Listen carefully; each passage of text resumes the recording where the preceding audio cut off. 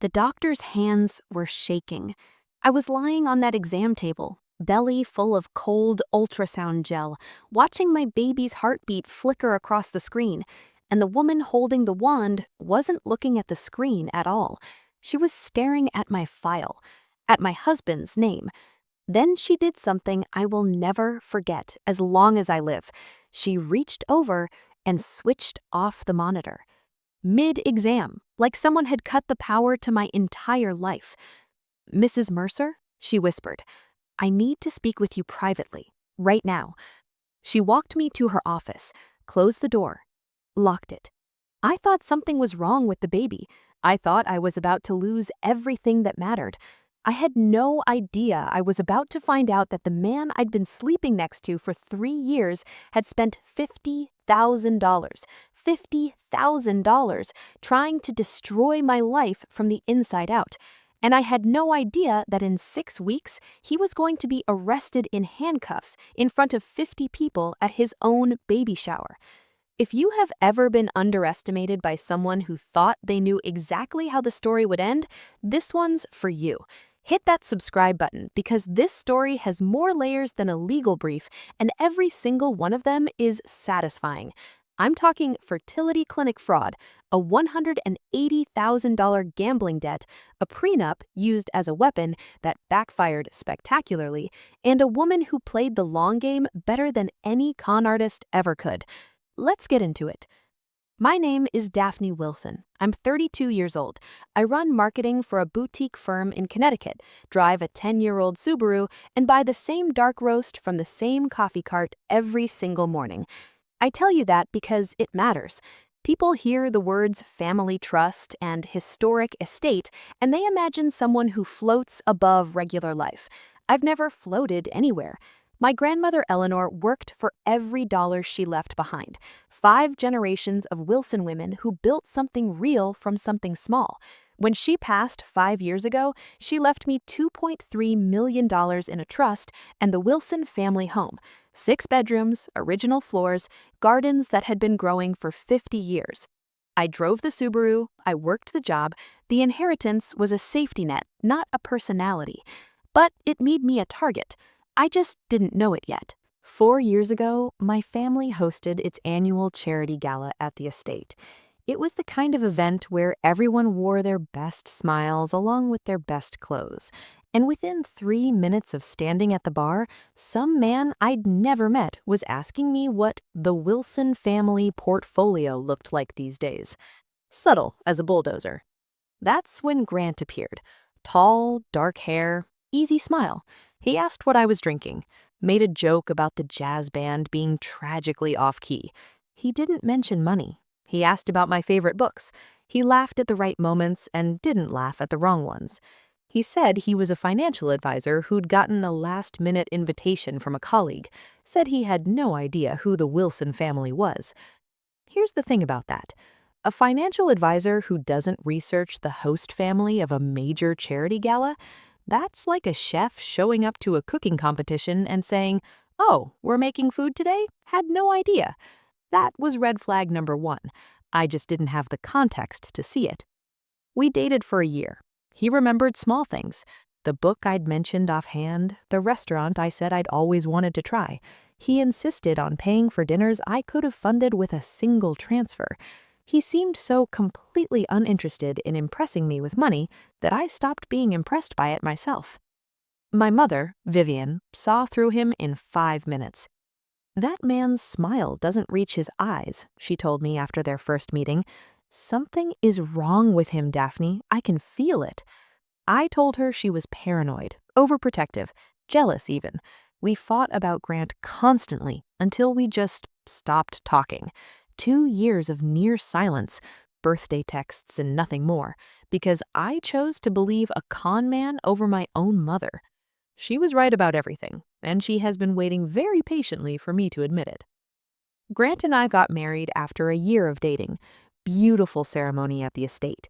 He cried during his vows, real tears streaming down his face as he promised to love and protect me forever.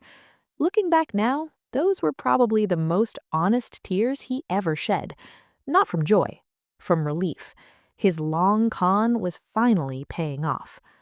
2 years into our marriage, we started trying for a baby. When nothing happened, we saw a fertility specialist. The diagnosis hit like a truck. Grant had severe male factor infertility. His sperm count was almost non-existent, and what little he had barely moved. Natural conception, the doctor said, was essentially impossible. Grant cried in the car for 20 minutes, kept apologizing like it was a personal failure. I held his hand and told him we'd figure it out together. That's what marriage meant. What I didn't know was that Grant wasn't crying from grief. He was crying because his plan had just gotten significantly more complicated. We decided on IVF, specifically a procedure called ICSI, where a single sperm is injected directly into an egg. Grant insisted on researching clinics himself, found one he called Perfect, handled all the paperwork. At the time, I thought he was being supportive because I was emotionally drained from the diagnosis. Now I understand why he was so particular about that clinic. The first IVF cycle failed. I couldn't get out of bed for 3 days. Grant held me, whispered encouragement, promised we'd try again. The second cycle, 7 months ago, worked. 2 pink lines on a test that changed everything. Grant held me close, already talking about nursery colors and baby names. Then, casually, like it was just practical thinking, he suggested I update my will. Now that we're a family, he said. I thought it was sweet. He was already counting my grandmother's money as his own. 4 months pregnant, and something had shifted. Small things first. The kind you notice but explain away, because the alternative is too painful to consider. Grant's phone was always face down now. New password I didn't know. He'd step outside to take calls, come back saying it was work stuff, and change the subject before I could form a question. Restructuring client portfolios, he said about a call I heard at 11 p.m. on a Saturday night. Now, I'm no financial expert, but I'm fairly certain the stock market takes weekends off. Late nights multiplied, 3 times a week, sometimes 4. Wouldn't come home until midnight. He's a financial advisor, not an ER surgeon. What kind of schedule requires that? I found receipts. A restaurant downtown I'd never been to, $280 for dinner for 2. A hotel in the city, 40 minutes from our house. When I asked why my husband needed a hotel room that close to home, his answers came just a little too quickly. Client dinner, conference, made more sense to stay over than drive back exhausted. And when I pushed harder, his tone changed. Daphne, you're being paranoid. It's the hormones. My mother warned me about this. Women get irrational during pregnancy. Don't turn into one of those wives. I felt ashamed for even asking.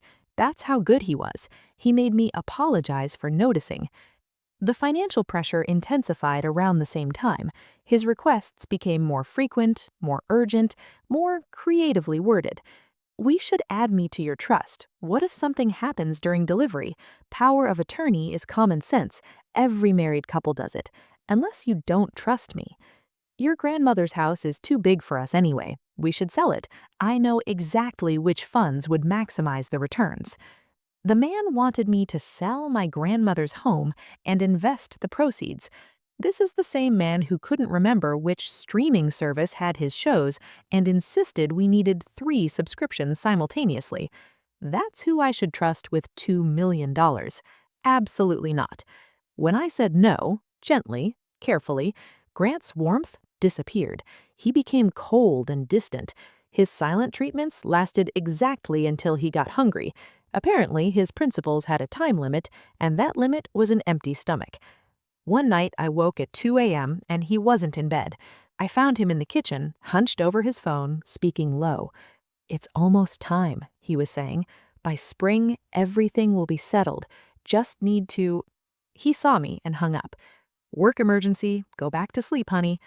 I didn't ask who has work emergencies at 2 a.m. about things being settled by spring. I was too tired, too desperate to believe my marriage was still okay. My best friend Tara came for lunch the following week and watched me make excuse after excuse for Grant. Finally, she put down her fork.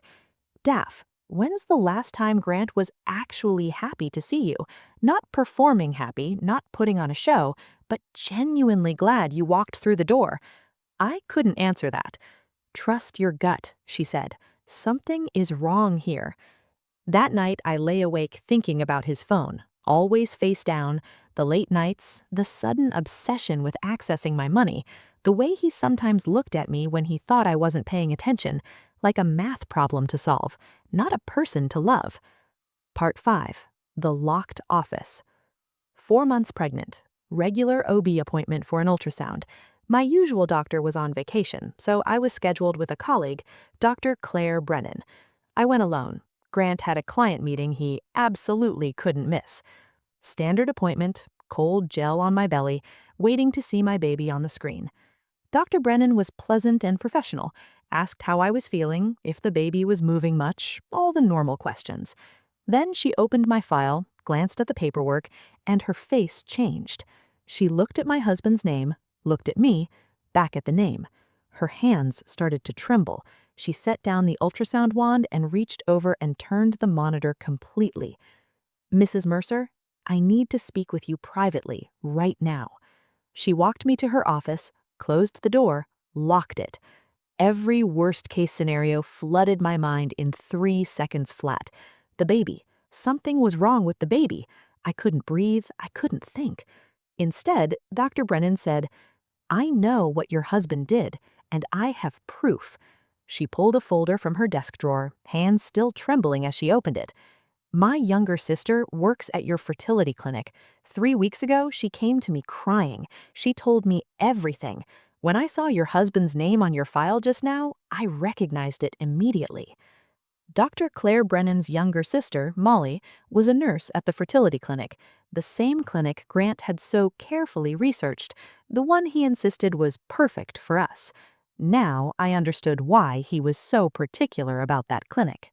7 months ago, Molly told her, a patient's husband had approached her at the clinic. He was charming, well-dressed, seemed desperate but reasonable. He said he had a special situation that required discretion. His wife didn't know, he explained, but he was arranging for donor sperm to be used for their IVF cycle, a family genetic issue he didn't want to burden her with. Nothing sinister. He just needed help keeping it quiet. He'd pay well for that help. $30,000 for a nurse making $52,000 a year, drowning in student debt. Molly helped switch the samples. Grant's sperm, which couldn't have produced a pregnancy anyway, was replaced with sperm from a paid anonymous donor. The clinic's embryologist was bribed separately. The switch went undetected. The pregnancy was successful. The guilt ate Molly alive for months. Panic attacks, calling in sick constantly. 3 weeks ago, she finally broke and told her sister everything. I sat in that office and listened to Dr. Brennan explain how my husband had spent $50,000 to frame me for cheating. $50,000, more than he spent on our entire wedding, including the honeymoon. But there was more, so much more. Claire laid out the complete plan, built piece by piece over a year. Phase 1, bribe the clinic staff, switch the samples. Phase 2, wait for a successful pregnancy, play the devoted, excited father-to-be. Phase 3, planned for after the birth, have the embryologist alter the clinic records so paperwork would show our second cycle failed, making it appear we'd conceived naturally afterward. Phase 4, suggest a DNA test, frame it as something sweet and sentimental, proof of fatherhood for the nursery. Phase 5, the kill shot, when the test proved he wasn't the biological father, and when the falsified medical records showed we'd conceived naturally, he would have everything he needed. His wife had cheated on him, the baby wasn't his, he was the victim. Our prenup had an infidelity clause, common in wealthy families. If one spouse cheats, they owe the other $500,000 in penalties, plus they forfeit all claims to the other spouse's property, plus the wronged spouse can sue for emotional damages. Grant's endgame? $500,000 minimum, my destroyed reputation, my grandmother's estate, my trust fund. All he needed was for me to be too devastated, too confused, and too ashamed to fight back. He was counting on my shame to make me compliant. He almost got away with it. Dr. Brennan pulled more documents from the folder. Molly had saved everything: original sample records showing the switch, the donor's ID number, payment records traceable to accounts Grant controlled, even emails between Grant and the embryologist. Vague language, personal accounts, but more than enough. Molly had also tracked down the donor, a 28-year-old graduate student named Derek Sykes, who'd been paid $15,000 in cash. Normal sperm donation pays $100, maybe $200. $15,000 should have been a massive red flag, but student loans don't pay themselves. Derek was told it was a private arrangement for a couple wanting extra discretion. When he found out the truth, he was furious and willing to cooperate. There was one more thing. Grant Mercer had $180,000 in gambling debt. Online poker, sports betting, casino, business trips. He'd been sinking for years while standing in front of clients, pretending to be a responsible steward of their money. The $50,000 he'd used to bribe the clinic, he'd embezzled it from his own clients. Small amounts, carefully hidden over 18 months. He wasn't just trying to steal my inheritance. He was a drowning man, grabbing at anything within reach. My grandmother's money was supposed to save him, and he was willing to burn me completely to get it. I sat in that office for a long time, the papers spread out in front of me, the truth burning a hole through my chest. Shock came first, then disbelief. I kept reading the documents over and over, looking for a mistake, some misunderstanding that would make everything okay again. Then the pieces clicked into place. The late nights, the secret calls, his obsession with accessing my money, his careful, calibrated attention when we were dating. He had researched me before we ever met. The charity gala where we accidentally bumped into each other wasn't an accident at all. He knew exactly who I was and what I was worth before he ever said hello. The wedding tears, his months of devoted husband performance, all of it, every single moment, had been calculated. And my mother, Vivian, who I'd pushed away for 2 years, who I'd called paranoid and jealous, she saw through him in 5 minutes. His smile doesn't reach his eyes. She tried to warn me, and I chose him over her. I thought about crying. I thought about screaming. I thought about driving home and throwing those papers in his face. Then something else happened. Something cold and sharp and absolutely calm settled into my stomach. He thought I was stupid. He built this entire scheme on the assumption that I would crumble, that I'd be so devastated by the proof of my infidelity that I'd hand over whatever he wanted just to make the pain stop. He thought I was weak. He thought I was naive. He thought I was an easy mark. He had absolutely no idea who he'd married. I looked at Dr. Brennan. Does he know that I know? No, my sister hasn't told anyone else. I only connected you to the case when I saw your file today. Good. I gathered the documents carefully, asked for copies of everything, asked her to connect me directly with Molly. What are you going to do? She asked. I stood up. My hand rested on my belly, on the baby who was completely innocent in all of this, a child who didn't choose their biology, a child I already loved, regardless of DNA IDs or any of the ugliness swirling around their existence. My husband thinks he's playing chess. He thinks he's 3 moves ahead. He thinks he's already won. I straightened my shoulders. He's about to find out I already flipped the board. I drove home with my face carefully neutral, hands steady on the wheel, breathing even. Grant had installed security cameras around the house 2 years ago. At the time, he said it was for protection. Now I wondered if he watched the footage, tracked my expressions, looked for any sign that I suspected something.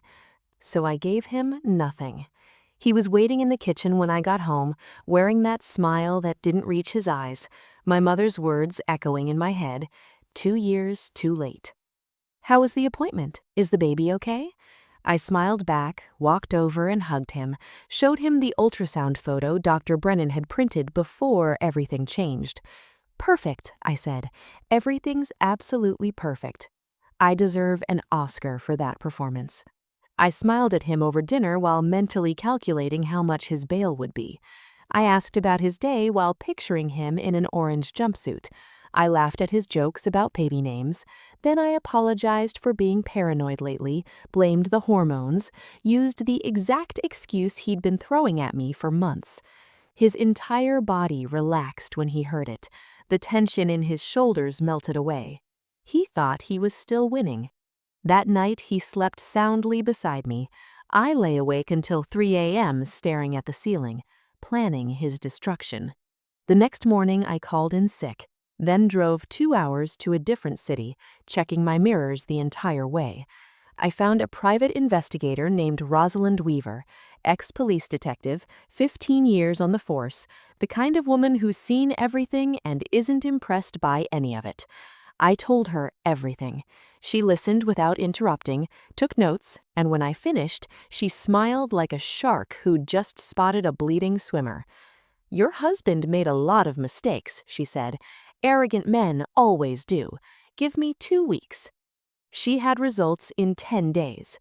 Grant's gambling debts, confirmed at $180,000, online betting, underground poker, private lenders who don't file paperwork with the IRS. The embezzlement, confirmed at approximately $53,000, siphoned from client accounts over 18 months through small transactions designed to avoid detection. His firm had no idea. And then there was the affair. 8 months, his assistant, hotel rooms, romantic dinners, weekend getaways disguised as business trips. Rosalind had photos, text messages, credit card receipts, the whole pathetic collection. His assistant. Of course it was his assistant. If you're going to blow up your marriage, at least show some creativity. Having an affair with your assistant is literally chapter 1 of the Cheating Husband Handbook. Rosalind also found something else. This wasn't Grant's first attempt. 5 years ago, in Boston, he had dated someone named Caroline Ashford. Family money, trust fund, the whole package. 8 months in, she discovered financial irregularities in a joint account he'd convinced her to open. She ended things but was too embarrassed to press charges. Rosalind tracked her down. Caroline was more than willing to provide a statement. She'd always regretted letting him walk away clean. I met with Molly Brennan in secret, a coffee shop an hour from town. She looked terrible. Thin, pale, dark circles. The guilt had been eating her alive. She started crying the moment I sat down. "I'm so sorry. I knew it was wrong. The money, and he was so convincing." I stopped her. "Are you willing to testify, officially, on the record?" She nodded without hesitation. "I'll tell them everything. Whatever you need, I'll say it under oath." This woman had helped my husband try to destroy me. By any measure, she was complicit. But Grant had manipulated her the same way he'd manipulated everyone else, found her weakness and exploited it. He was the architect. She was just a tool. "Don't be scared anymore," I told her. "You're not the villain in this story. He is." The embryologist, once he learned Molly was cooperating and had kept records, developed a sudden and convenient conscience. He gave his own statement in exchange for reduced charges. He was terrified of losing his license. The hardest call I made was to my mother. The phone rang twice before she picked up. "Daphne?" Cautious, hopeful. "Mom?"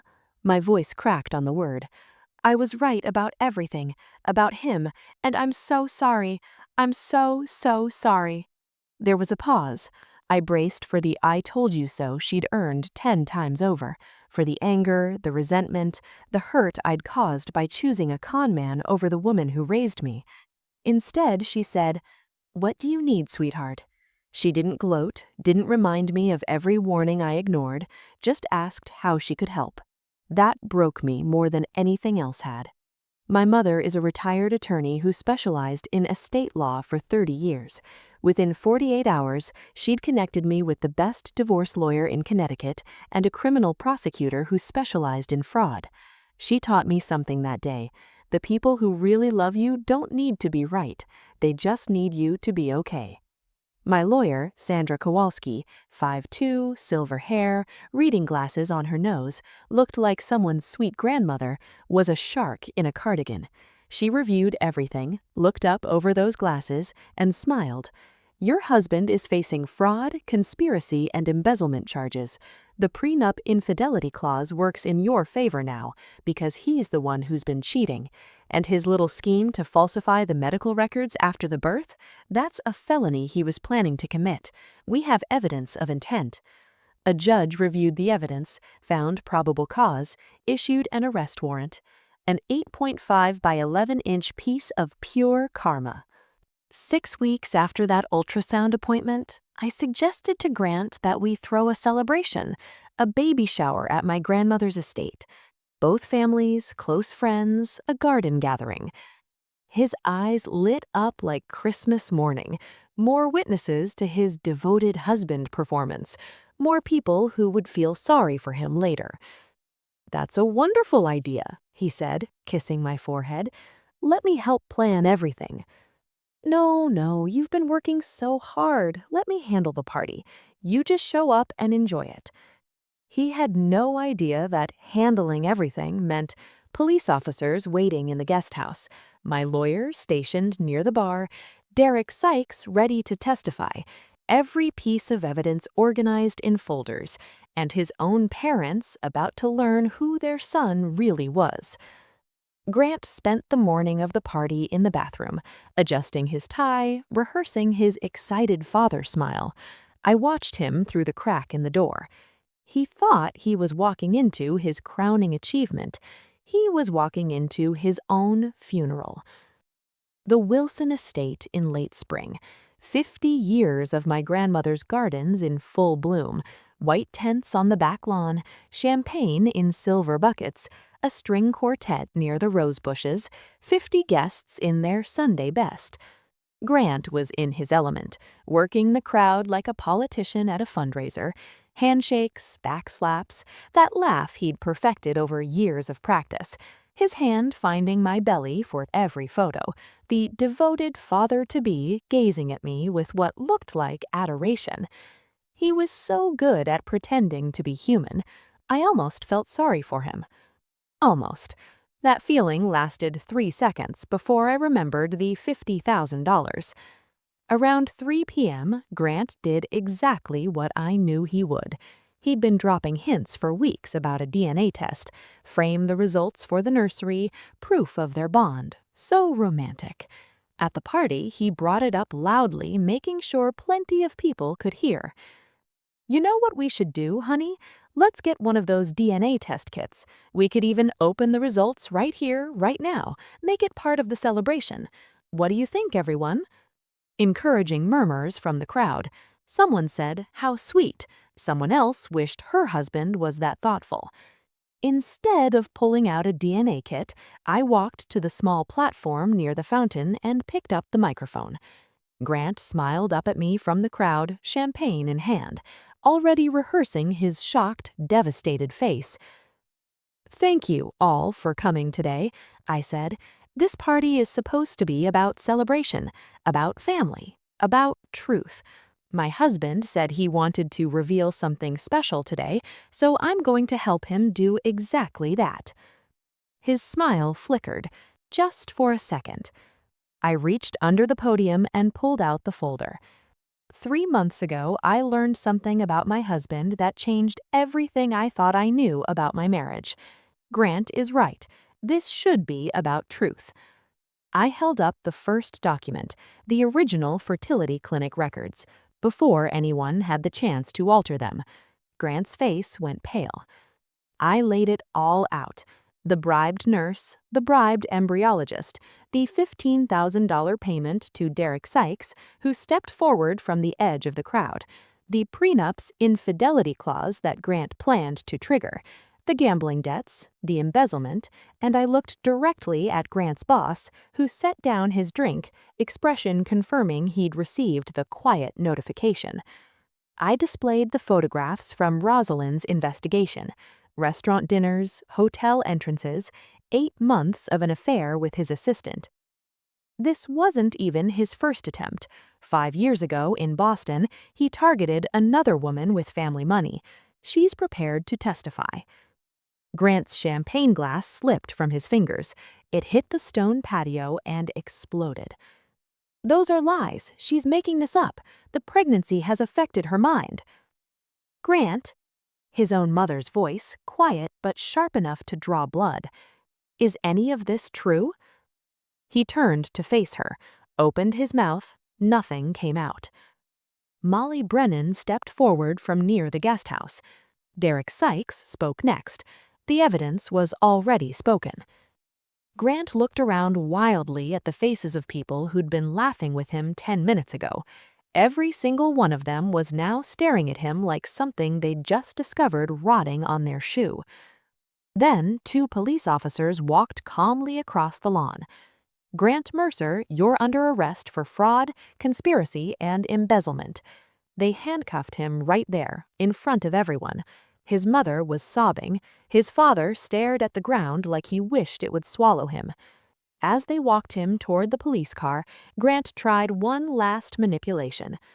"Daphne, please, we can work this out. I made mistakes, but I love you. I've always loved you. Think about our baby. Think about our family." I looked at him, really looked at the man I'd shared my life with for 3 years, the man I'd descended to my own mother, the man who stood at an altar and cried tears of relief while promising to protect me. "You're absolutely right, Grant. We just worked it out."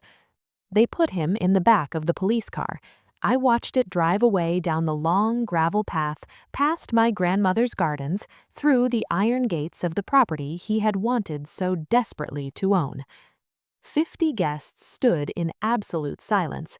Then my mother walked up and put her arm around my shoulders. "I'm proud of you," she said quietly. "Your grandmother would too." And for the first time in months, I took a full breath. Grant was denied bail. Flight risk, the judge said. His gambling creditors became very interested very quickly once the arrest made the news. His affair partner resigned from the firm the morning after the party, didn't even clean out her desk. The divorce was finalized in record time. The prenup's infidelity clause, the one Grant had planned to weaponize against me, worked in my favor now. He was the one who'd been unfaithful. My daughter was born 4 months after the party. Healthy. Perfect. Absolutely innocent in everything that had happened. Some people asked if I planned to involve Derek Sykes in her life. I thought about it, but Derek was a 28-year-old grad student who'd made a bad decision for money he needed. He wasn't ready to be a father. He didn't want to be, and I didn't need him to be. My daughter has me. She has my mother, finally back in my life where she belongs. She has the Wilson family home, the legacy my grandmother built over decades of love and work. That is more than enough. That is everything. I learned something through all of this. Family isn't DNA. It's not blood tests or biology or genetic matches on a chart. Family is who shows up, who stays, who chooses you every single day, especially when it's hard. My mother chose me when I didn't deserve it. I chose my daughter when the circumstances were complicated. That's what family actually means. When I finally asked my mother why she never once said, "I told you so," she set down her coffee cup and smiled. "Because watching you take down that man was more satisfying than any 4 words could ever be." My grandmother used to say, "Wilson women don't break. We bend, we adapt, we survive. And when someone tries to burn us down, we rise from the ashes and build something better." Grant thought he'd married an easy target. He married a Wilson. And now he has plenty of time in a prison cell to think about that mistake. If this story gave you chills, hit that like button and drop a comment telling me what's the most satisfying moment of justice you've ever witnessed or experienced yourself. I read every single one. And if you want more stories like this one, betrayal, receipts, and the kind of karma that actually shows up, subscribe. There's a whole library of them waiting for you, and every single one ends exactly the way it should. See you in the next one.